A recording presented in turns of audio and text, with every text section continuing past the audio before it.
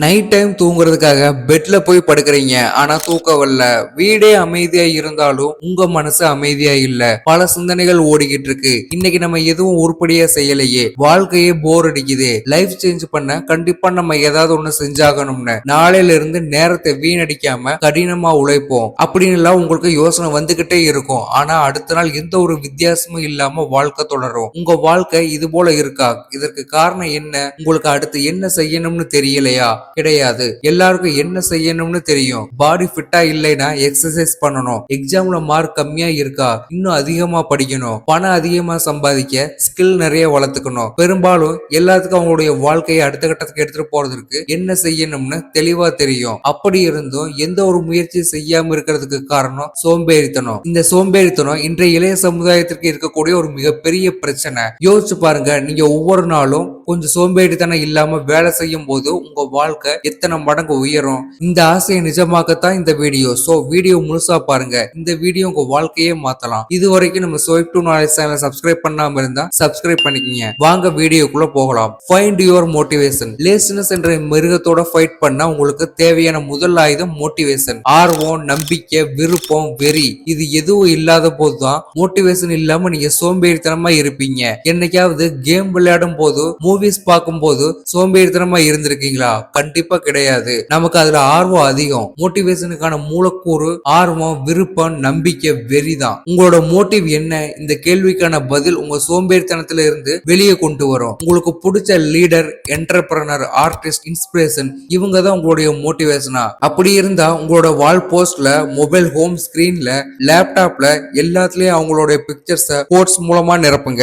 எங்க பார்த்தாலும் அவங்களுடைய பிக்சர்ஸ் அண்ட் கோட்ஸ் தான் இருக்கணும். அடுத்த முறை லேசியா ஃபீல் பண்ணும்போது அவங்க உங்களை காப்பாத்துவாங்க. இன்ஸ்பிரேஷன் கிட்ட இருந்துதான் மோட்டிவேஷன் கிடைக்கணும்னு இல்ல. உங்க வாழ்க்கையில ஆசைப்படக்கூடிய விஷயங்கள் நீங்க தினமும் ஆக்டிவா இருக்க காரணமா இருக்கக்கூடிய எல்லாத்தையும் ஒரு பேப்பர்ல எழுதியோ இல்ல ஒரு போட்டோவா நீங்க பயன்படுத்தலாம். லேசினஸ் நம்ம கூடயே பிறந்தது, அதை அழிக்க முடியாது. ஆனா அதை எதிர்த்து ஃபைட் பண்ணி வெற்றி அடையலாம். உங்க நேரத்தை வீணடிக்காம உடனே உங்க மோட்டிவேஷனை கண்டுபிடிங்க. அதை அப்பப்ப உங்க கண்ணில் படுற மாதிரி வைங்க. Make your environment be productive. லேசினஸ்க்கும் உங்க என்விரான்மெண்டலுக்கும் நிறைய தொடர்பு இருக்கு. உங்களை பேக்கரியில உட்கார சொல்லிட்டு எந்த கேக்கும் சாப்பிடாம இருப்பீங்க அப்படின்னு எதிர்பார்க்கறது சரியா? ஒரு சூப்பர் கம்ஃபர்டபுளான பெட் வீட்டுல இருக்கும் போது தரையில படுத்து தூங்குவீங்களா? எப்படி சாத்தியம்? அது போல mobile phone, social media, gaming, toxic people and toxic information, junk foods இது எல்லாத்தையும் மீறி சுறுசுறுப்பா இருக்கிறது எப்படி சாத்தியம்? உங்களால இதெல்லாம் எதிர்த்து சண்டை போட முடியாது. நீங்க சரணடைய வேண்டிய அவசியமும் கிடையாது. ஆனா சமரசமா போக முடியும். ஒரு அமைதியான ஒப்பந்தம் என்னன்னா toxic people and toxic information, junk foods இவையெல்லாம் உங்க பாடி அண்ட் மைண்ட் ரெண்டையுமே பாதிக்கும். அதனால முதல்ல இது எல்லாத்தையும் உங்க வாழ்க்கையில இருந்து கொஞ்சம் கொஞ்சமா இக்னோர் பண்ண ஆரம்பிங்க. ஆனா மொபைல் போனை இக்னோர் பண்ண முடியாது. அதுக்கும் ஒரு வழி இருக்கு. முக்கியமான வேலையில ஈடுபடும் போது மொபைல் போன் உங்களுக்கு பெரும்பாலும் தேவையில்லை. அதனால எல்லா நோட்டிபிகேஷனும் டர்ன் ஆஃப் பண்ணிட்டு தூரமா வேறொரு ரூம்ல வச்சிருங்க. வேலையெல்லாம் முடிஞ்ச பிறகு ஒரு குறிப்பிட்ட நேரம் ஒதுக்கி அப்போ மொபைல் யூஸ் பண்ணுங்க. இந்த அக்ரிமெண்ட் உங்களை லேஸ்னஸ்ல இருந்து தப்பிக்க வைக்கும். Create a to-do list. லேசினஸ்க்கு இந்த ரெண்டு விஷயம் தான் காரணம். ஒண்ணு, ஏகப்பட்ட வேலை இருக்கு, அதனால எந்த வேலையை அடுத்து செய்யறதுன்னு தெரியாம சும்மா இருக்கிறது. ரெண்டாவது, எந்த வேலையும் இருக்காது, அதனால நான் என்ன செய்யணும்னு தெரியாம சும்மா இருக்கிறது. இந்த ரெண்டுல நீங்க எதை காரணமா சொன்னாலும் அதுக்கு சொல்யூஷன் டூ லிஸ்ட். டூ லிஸ்ட்னு சொன்ன உடனே அதை நான் ஏற்கனவே ரெடி பண்ணியிருக்கேன், ஆனா எனக்கு அது சரிப்பட்டு வரல அப்படின்னு எல்லாரும் சொல்லுவீங்க. ஆனா எல்லாரும் செய்யக்கூடிய மிகப்பெரிய தப்பு டூ லிஸ்ட்னு சொல்லிட்டு மல்லிகை லிஸ்ட போல எல்லாத்தையும் எழுதி வைக்கிறது. டூ லிஸ்டா டுடே லிஸ்ட்னு எடுத்துக்கங்க. இன்னைக்கு எதை செஞ்சு முடிக்கணும் அதை மட்டும் தான் டூ லிஸ்ட்ல இருக்கணும். 3ல இருந்து 5 ஆக்டிவிட்டிஸ் ஒரு நாளைக்கு போதும். டூ லிஸ்ட்ல 10-15 டாஸ்க் எழுதி இவ்வளவு வேலை இருக்குன்னு பயந்து சோம்பேறித்தனப்பட்டு கடைசியில எதுவுமே செய்யாம இருக்கிறதுக்கு 3 to 5 டாஸ்க் மட்டும் எழுதி அதை முடிக்கலாம். இனிமே டூ லிஸ்ட் சரியா பயன்படுத்தி லேசினஸ் இல்லாம வேலையை முடிக்க முயற்சி பண்ணுங்க. Set some deadlines. எக்ஸ்கியூஸ் எல்லாத்தையும் நிறுத்த ஒரே வழி செட் சம் டெட்லைன்ஸ். லேசினஸ் தோல்வியடைய செய்ய டெட்லைன்ஸ் ரொம்ப முக்கியம். என்னதான் படிக்காம ஒரு வருஷம் முழுசா அசால்ட்டா இருந்தாலும் எக்ஸாம் வந்த உடனே சுறுசுறுப்பு படிப்போம். இதுதான் டெட்லைன் செட் பண்றதோட அட்வான்டேஜ். டெட்லைன் உங்களை தொடர்ந்து பயப்படுத்தும், சோம்பேறித்தனமா இருக்க விடாது. நீங்க ரெஸ்ட் எடுக்கிறத பத்தி கூட சிந்திக்க மாட்டீங்க. டெட்லைன் கரெக்டா செட் பண்ணணும். கம்ப்ளீட் பண்ண முடியாத டெட்லைன் செட் பண்ணா ஸ்ட்ரெஸ் தான் அதிகமாகும். அதனால ஒரு டாஸ்க் முடிக்க எவ்வளவு நேரம் ஆகுமோ அதை விட கொஞ்சம் எக்ஸ்ட்ரா டைம் சேர்த்து டெட்லைன் செட் பண்ணுங்க. டெட்லைன் முடிச்சா ஒரு சின்ன ரிவார்டும் உங்களுக்கு கொடுத்துக்குங்க. Set deadline and say bye bye to laziness. Make you new habit.